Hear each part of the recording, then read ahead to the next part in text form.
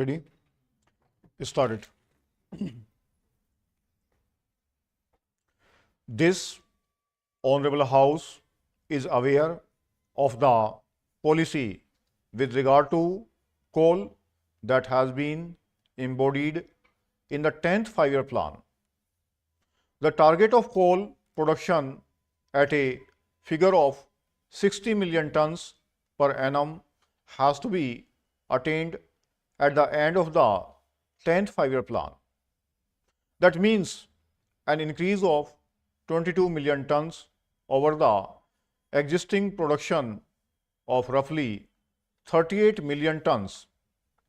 Of these additional 22 million tons, 12 million tons of additional coal production will be in the public sector and 10 million tons in the private sector.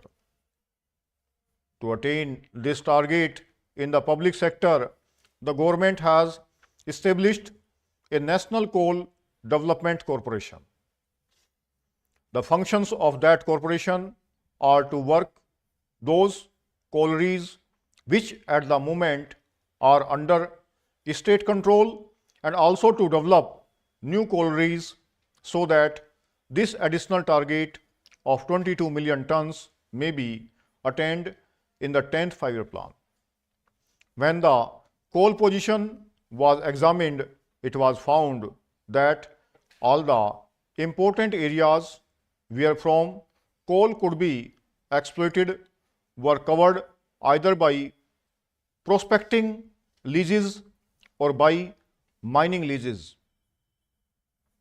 In order that the government might be able to produce additional coal in the public sector, it is necessary that we should have the power to acquire rights with regard to those areas of land where coal is likely to be found.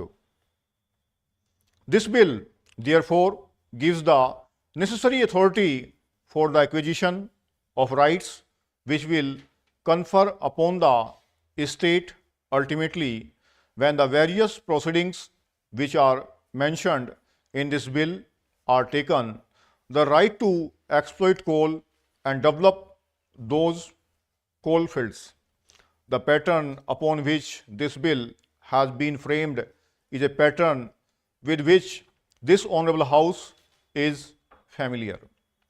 The broad pattern with regard to the procedure follows the pattern laid down in the Land Acquisition Act.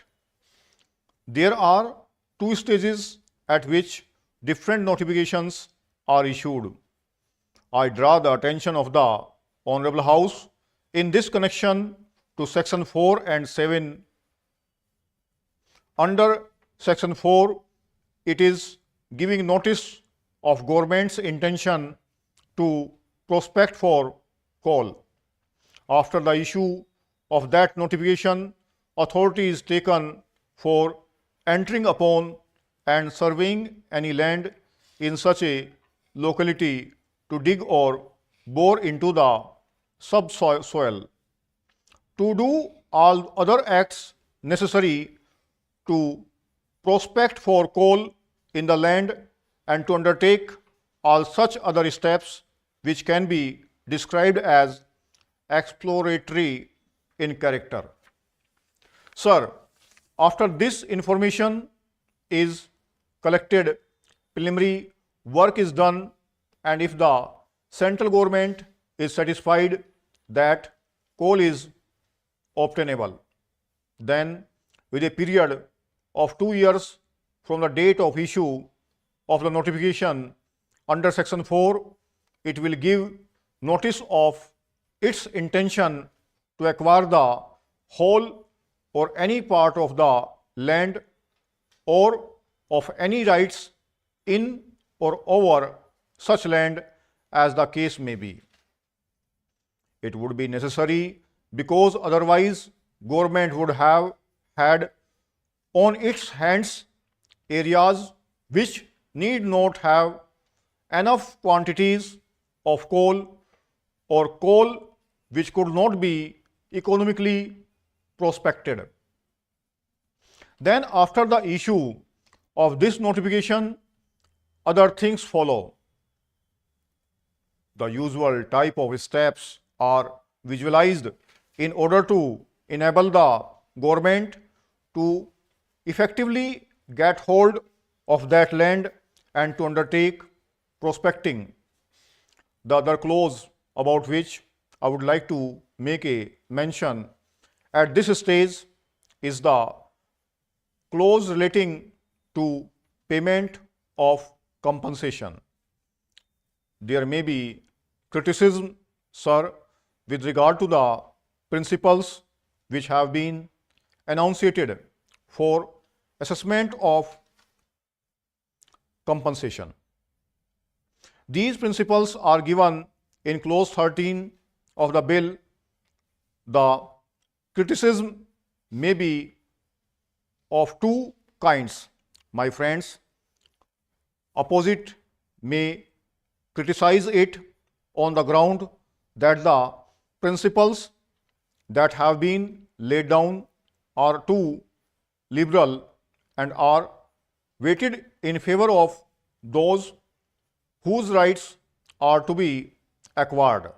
Then again, sir, there may be criticism from some other friends, maybe, sir, towards my right or to the left of my honorable friend opposite, who might be able to put up a case saying that we are making a departure from the normal principles with regard to which the country has become familiar, namely those under the Land Acquisition Act, with all the provisions regarding the payment of solatium of 15% or the like.